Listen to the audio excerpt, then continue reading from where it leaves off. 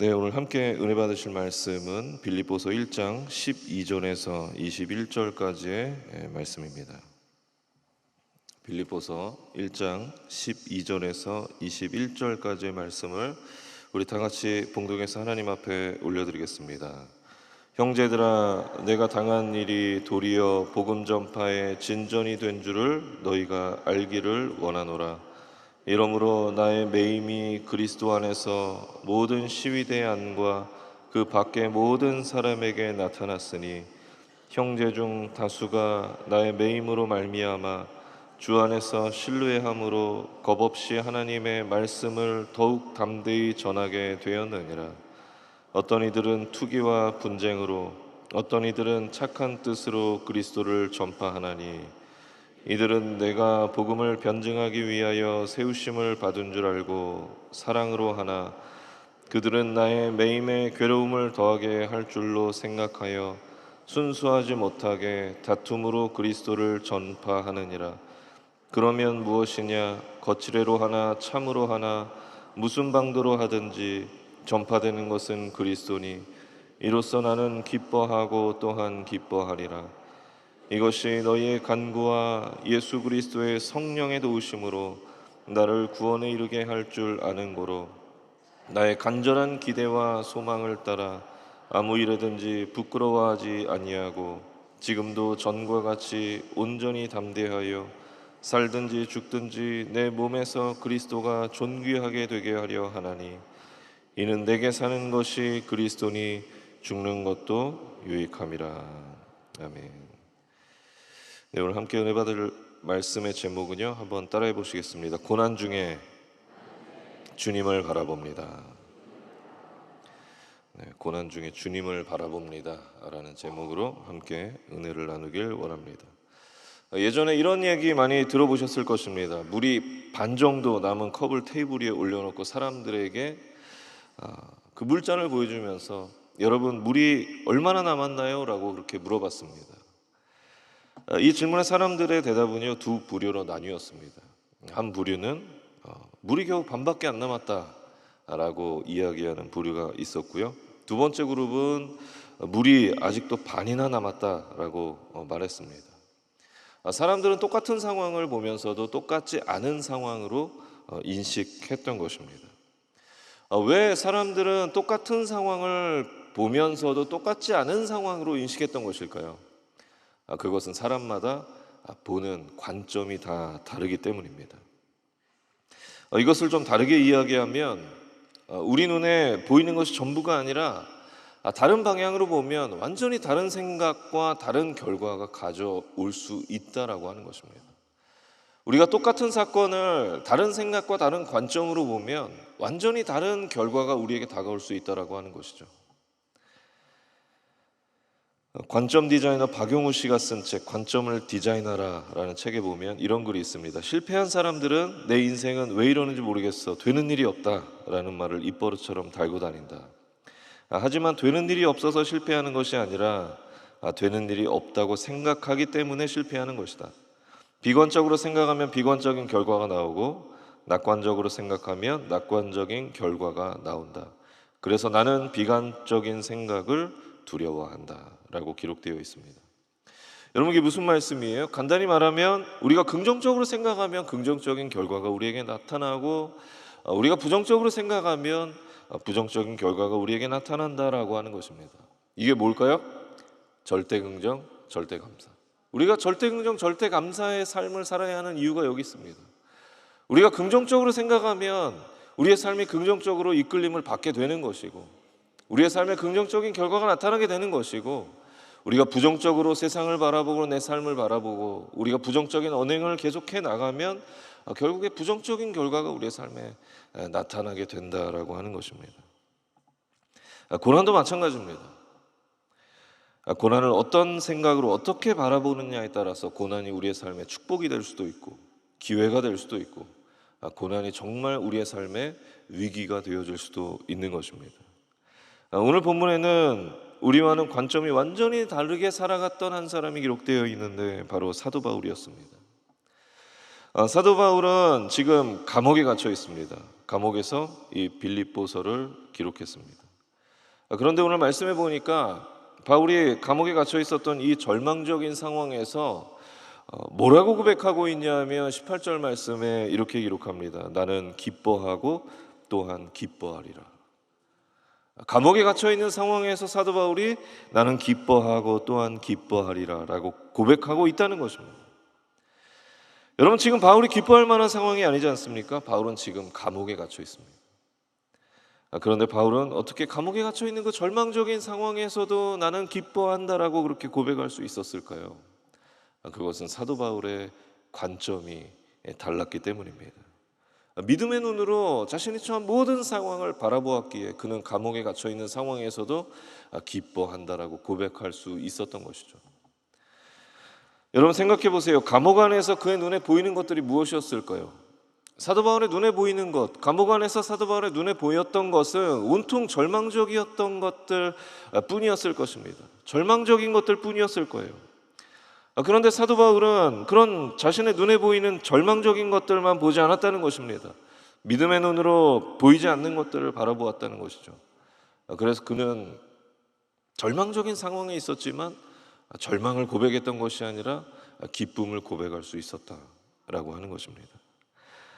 당 회장님께서 쓰신 성공에 이르는 12가지 지혜라는 책에 보면 에디슨의 일화가 기록되어 있습니다.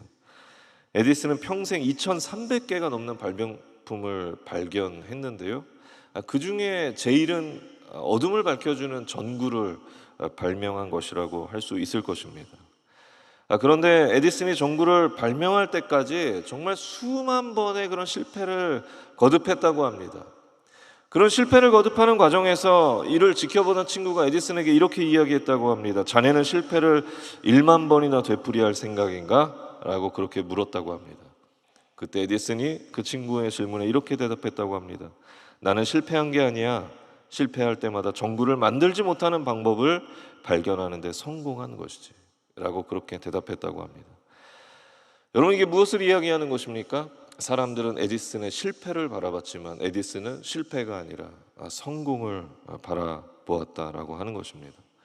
그런 관점의 차이가 결국 위대한 발명가 에디슨을 만들어낼 수 있었다라고 하는 것이죠.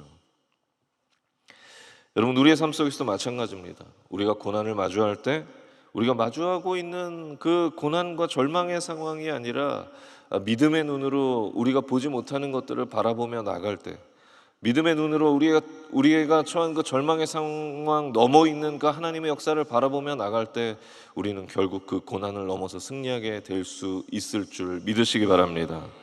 그렇다면 우리는 고난 중에 무엇을 바라보아야 할까요? 첫 번째는 한번 따라해 보시겠습니다. 고난을 축복으로 바라보아야 한다. 우리는 가끔 고난을 저주라고 생각할 때가 있습니다. 고난이 저주일까요? 우리의 직장의 일이, 또 사업의 일이 잘 풀리지 않고 또 가정의 어려움들이 계속해서 생겨나는 것, 그것이 우리가 저주받아서 그렇게 생겨나는 일일까요? 결코 아닙니다. 그렇게 치면 사도 바울은 그의 일평생이 저주받은 삶이었습니다.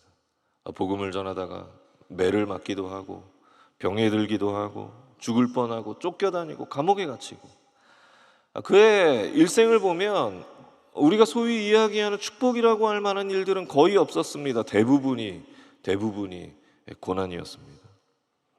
그러나 사도 바울은 자기 자신의 삶을 향해서 저주받은 삶이라고 그렇게 이야기하지 않습니다. 사도 바울은 자기 자신의 삶을 향해서 기뻐한다라고 그렇게 고백하고 있음을 볼 수가 있습니다. 오늘 본문 1장 12절 말씀 우리 다 같이 봉독해서 하나님 앞에 올려드리겠습니다. 형제들아, 내가 당한 일이 도리어 복음 전파의 진전이 된 줄을 너희가 알기를 원하노라. 여러분, 이게 무슨 말씀이냐면 사도 바울은 자신이 당한 그 고난을 통해 복음의 진전이 있었기에 자신이 당한 그 고난이 곧 축복이었다라고 그렇게 고백하고 있는 것입니다. 그리고 그는 이어서 13절과 14절 말씀에 복음 전파의 진전이 구체적으로 어떻게 있었는지에 대해서 우리에게 설명하고 있는데요. 13절, 14절 말씀 우리 다 같이 봉독하시겠습니다. 이러므로 나의 매임이 그리스도 안에서 모든 시위대의 안과 그 밖의 모든 사람에게 나타났으니 형제 중 다수가 나의 매임으로 말미암아 주 안에서 신뢰함으로 겁없이 하나님의 말씀을 더욱 담대히 전하게 되었느니라. 무슨 말씀이냐면 시위대는 왕을 호위하는 군대 내 감옥을 의미하는데, 사도 바울이 자신이 감옥에 갇힘으로 말미암아서 시위대 안과 밖에 복음의 열매가 나타났다고 고백하고 있는 것입니다. 자신이 감옥에 갇힘으로 말미암아서 그리스도인들이 두려움 없이 담대하게 하나님의 말씀을 전파할 수 있었다라고 그렇게 고백하고 있는 것입니다. 그래서 결국 자신이 당한 그 고난은 이런 열매들이 있었기 때문에 고난이 아니라 축복이었다라고, 기쁨이었다라고 그렇게 고백하고 있는 것입니다. 결국 사도 바울은 자신이 처한 그 절망적인 상황만 바라보았던 것이 아니라 자신이 당한 그 고난을 복음 전파의 기회로 또 축복으로 그렇게 바라보았던 것입니다. 어제 말씀드렸던 교회 오빠 이관희 씨가 이런 고백을 했습니다. 그에 대한 방송이 나갔을 때 많은 사람들이요, 이관희 씨의 그 방송을 보고 이런 말을 이관희 씨에게 했다고 합니다. 나도 당신이 믿는 그 하나님 나도 믿어보고 싶습니다. 그 이야기를 들은 이관희 씨가 이렇게 고백했습니다. 평생 소원이 내 삶의 모습을 통해 한 영혼이라도 하나님께 돌아오게 할 수 있다면, 그런 삶을 살 수 있다면 하는 것이었는데 이 아픔과 고난을 통해서 이런 열매를 맺게 하셨나, 그런 생각이 들어 감사했다. 바라기는 고난 앞에서 복음을 전할 수 있기에 오히려 감사했다는 이 이관희 씨의 고백이 저와 여러분의 고백이 되시길 예수님의 이름으로 축원합니다. 돈키호테라는 그 위대한 소설을 쓴 작가 세르반테스가요, 그의 인생을 보면 평생을 고난 속에서 보냈습니다. 가난한 아버지로 인해서 배우지 못했고, 어른이 되어서는 전쟁에 참여했다가 왼팔을 크게 다치기도 했습니다. 그리고 또 해적에게 잡혀서 노예 생활을 했고, 스페인으로 돌아와서는 세금 징수원으로 일하다가 억울한 일을 당해서 감옥에 갇히게 되었습니다.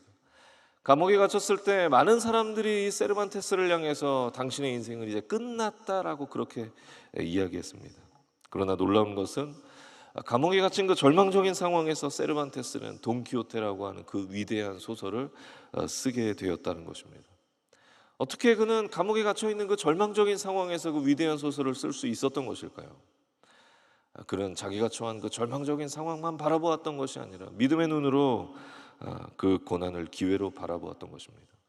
그 고난을, 자신이 처한 그 상황을, 그 어려움을, 그 위기를 기회로, 축복으로 바라보았기에 그는 절망적인 상황에서도 그 위대한 소설을 쓸 수 있었던 것입니다.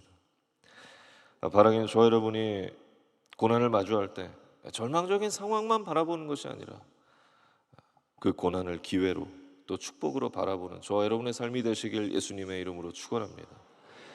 고난을 어떤 기회로 바라보면 되느냐? 고난을 통해서 하나님의 영광을 나타낼 수 있는 기회로 바라보게 되시길 예수님의 이름으로 축원합니다. 고난을 통해서 세상이 아니라 하나님만 의지할 수 있는 그런 귀한 좋은 기회이고 축복으로 생각하는 저와 여러분의 삶이 되시길 예수님의 이름으로 축원합니다. 둘째로 우리는 고난 중에 무엇을 바라보아야 하느냐?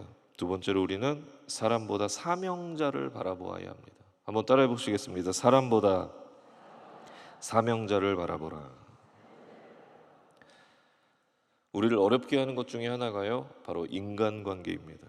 바울도 인간관계로 인해서 굉장히 큰 어려움들을 경험함을 우리는 성경을 통해 볼 수가 있는데요, 선교 여행 중에 마가 요한이 떠나버려서 상처받았고, 또 로마에서는 재판받을 때 아무도 사도 바울을 위해 나서주지 않아서 사도 바울은 상처를 받았습니다. 그때 상처가 얼마나 깊었는지 사도 바울은 디모데후서 4장 16절 말씀을 통해서 이렇게 기록하고 있습니다. 내가 처음 변명할 때에 나와 함께한 자가 하나도 없고 다 나를 버렸으나 그들에게 허물을 돌리지 않기를 원하노라. 바울에게 엄청난 상처가 되었던 것입니다. 재판받을 때 자신을 위해서 아무도 나서주지 않았던 그 사람들, 그 동역자들을 통해 엄청난 상처를 받았던 것이죠. 그런데 오늘 본문에서도 바울은 인간관계로 인해서 큰 어려움을 겪고 있음을 볼 수가 있습니다. 15절 말씀, 17절 말씀 우리 다 같이 봉독하시겠습니다. 어떤 이들은 투기와 분쟁으로, 어떤 이들은 착한 뜻으로 그리스도를 전파하니 그들은 나의 매임에 괴로움을 더하게 할 줄로 생각하여 순수하지 못하게 다툼으로 그리스도를 전파하느니라.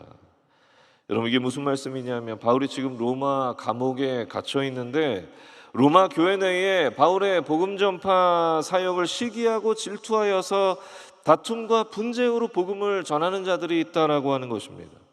그들이 누구였냐 하면 학자들에 의하면 그들은 또 다른 교회의 지도자들이었을 것이다, 그렇게 이야기합니다. 당시의 교회 지도자들이 얼마나 존경받는 인물들이었습니까? 그런데 그랬던 그들이 사도 바울의 영향력이 점점 커져가자, 감옥에 있었던 사도 바울의 영향력이 점점 커져가자 바울을 시기하고 질투하여서 다툼과 분쟁을 일으켰다라고 하는 것입니다. 그 정도가 어느 정도였냐 하면 17절에 보니까 이렇게 기록하고 있습니다. 그들은 나의 매임의 괴로움을 더하게 할 줄로 생각하여. 그들이 감옥에 있는 바울을 더 괴롭게 하기 위해서 바울을 공격하고 다툼과 분쟁으로 복음을 전했다, 다툼과 분쟁을 일으켰다라고 하는 것입니다. 여러분, 생각해 보세요. 하나님의 사명을 함께 감당해야 할 그 동역자들이 오히려 사도 바울을 공격하고 있는 상황에서 사도 바울이 얼마나 큰 상처를 받았을까요? 얼마나 마음에 큰 상처를 받았을까요? 그러나 사도 바울은 그 상황에서조차 이렇게 고백하고 있습니다. 18절 말씀에 이렇게 기록합니다. 그러면 무엇이냐? 거칠애로 하나 참으로 하나 무슨 방도로 하든지 전파되는 것은 그리스도니 이로써 나는 기뻐하고 또한 기뻐하리라. 사도 바울은 지금 이렇게 고백하고 있는 것입니다. 그들이 그렇게 하나 저렇게 하나 결국 그들을 통해서 전파되는 것은 그리스도고 복음이니 나는 기뻐한다. 그 모든 상황을 나는 기뻐할 수 있다라고 고백하고 있는 것입니다. 바울은 그들을 나에게 상처 주는 사람으로 바라보았다는 것이 아니라, 나를 시기하고 나를 공격하는 사람으로 바라보았던 것이 아니라 하나님 맡겨주신 사명을 감당하는 사명자들로 바라보았던 것입니다. 그러면서 자신이 누구에게 어떤 상처를 받건 그들을 통해 그리스도가 전파된다면 자신은 기쁘다라고 그렇게 고백했던 것입니다. 여러분, 우리도 인간관계로 인해서 어려움을 경험할 때가 굉장히 많습니다. 그러나 바라기는 저와 여러분이 인간관계의 어려움 속에서 나에게 상처 주는 그 사람을 바라보는 것이 아니라 하나님 맡겨주신 사명을 감당하는 사명자로 그들을 바라보게 되시기를 예수님의 이름으로 축원합니다. 그러면서 저와 여러분이 현재 상황이 나에게 유익인지 유익이 아닌지보다 하나님의 영광이 되는지 영광이 되지 않는지를 더 집중하며 살아가는 저와 여러분의 삶이 되시길 예수님의 이름으로 축원합니다. 그래서 오늘 바울처럼 고난 가운데서도 상처 가운데서도 결국 기뻐하며 능히 감당해내는 저와 여러분의 삶이 되시길 예수님의 이름으로 축원합니다. 중병에 걸려서 죽음을 앞에 두었던 두 사람이 있었습니다. 그들은 같은 병실에 있었는데요, 움직일 힘조차 없었습니다. 그 병실에는 아주 작은 창문 하나가 있었는데 한 사람은 그 창문 바로 옆에 침대가 있었고 다른 한 사람은 그 창문 반대편 침상이 있었습니다. 창가 옆에 있었던 사람은 움직일 힘이 없었지만 매일 힘써서 몸을 일으켜서 그 창문을 바라보면서 창밖에 보이는 아름다운 풍경에 대해서 반대쪽 사람에게 이야기해 주었습니다. 아름다운 강과 또 아름다운 연인들, 또 아름다운 새들, 창밖에 온통 아름다운 것들 뿐이라고 우리가 조금만 더 힘을 내자고 그렇게 반대편에 있는 사람에게 그렇게 말해 주었습니다. 그런데 벽쪽 침상에 있던 사람은 그 이야기를 들으면서 점점 불만이 생겼습니다. 아니, 왜 저 사람만 저렇게 좋은 풍경을 보아야 되는 것인가 하면서 불만이 쌓이기 시작했습니다. 그러던 어느 날 새벽 모두가 잠들어 있었던 때에 창가 쪽에 있었던 환자가 숨을 거칠게 몰아쉬면서 도움을 청했습니다. 간호사를 부르는 벨을 누르려고 했지만 팔이 닿지 않았습니다. 그 모습을 반대쪽 벽 쪽에 있었던 그 사람은 다 보고 있었습니다. 자신의 벨을 눌러서 도와주면 됐지만 그는 그렇게 하지 않았습니다. 그냥 바라만 보았습니다. 그리고 창가 쪽 환자는 결국 죽게 되었습니다. 그 다음날 의료진이 시신과 병실을 정리하고 벽 쪽에 있었던 환자에게 필요한 것이 없는지 물었습니다. 그 벽 쪽에 있는 환자는 자신을 창가 쪽으로 자리를 옮겨달라고 그렇게 요청을 했습니다. 의료진은 그의 말대로 그의 침상을 창가 쪽으로 옮겨주었습니다. 그리고 이제 홀로 남아 있게 된 병실에서 그는 힘겹게 몸을 일으켜서 그토록 보고 싶었던 그 창밖을 내다보았습니다. 그런데 그 창밖을 바라보고 이 사람은 크게 절망했습니다. 왜냐하면 그 창밖에는 자신이 지금까지 들었던 아름다운 모습은 하나도 없고 온통 삭막한 회색 벽만 보였기 때문이었습니다. 여러분, 이 이야기가 우리에게 전해주고 있는 것이 무엇일까요? 여러 가지를 우리에게 이 이야기가 전해주고 있겠지만 중요한 것은 보이는 것, 우리 눈에 보이는 것이 다가 아니라는 것입니다. 무엇을 보느냐가 중요한 것이 아니라 어떻게 보느냐가 중요하다라고 하는 것입니다. 여러분, 갈렙과 여호수아를 보세요. 가나안 땅을 정탐할 때 그들은 실제로 아낙 자손에 비교해서 메뚜기와 같았습니다. 그것이 팩트였습니다. 그러나 갈렙과 여호수아는 아낙 자손 앞에서 메뚜기와 같은 자신을 바라보았던 것이 아니라 그 땅을 정복하게 하실 하나님을 바라보았던 것입니다. 그래서 그들은 결국 가나안 땅에 그 민족이 들어가서 하나님의 영광을 올려드릴 수 있었던 것입니다. 여러분, 고난을 마주하면서 저와 여러분 무엇을 바라보며 살아가고 계십니까? 바라기는 저와 여러분이 고난의 상황을 마주할 때 내 눈에 보이는 것만 보는 것이 아니라 믿음의 눈으로 고난 너머에 있는 하나님께서 나를 승리하게 하실 그 축복을 바라보고, 또 고난 너머에 있는 하나님께서 나를 회복하게 하실 그 회복의 역사를 바라보며 나가는, 그래서 결국에 고난을 넘어서서 극복하고 승리하는 저와 여러분의 삶이 되시길 예수님의 이름으로 축원합니다. 하나님의 역사를 경험하고 기적을 경험하는 저와 여러분의 삶이 되시길 예수님의 이름으로 축원합니다. 축원합니다. 기도하겠습니다. 사랑의 하나님, 감사합니다. 오늘도 이른 새벽 하나님 앞에 나와서 말씀을 듣고 또 우리가 하나님 앞에 기도할 수 있게 하시니 감사합니다.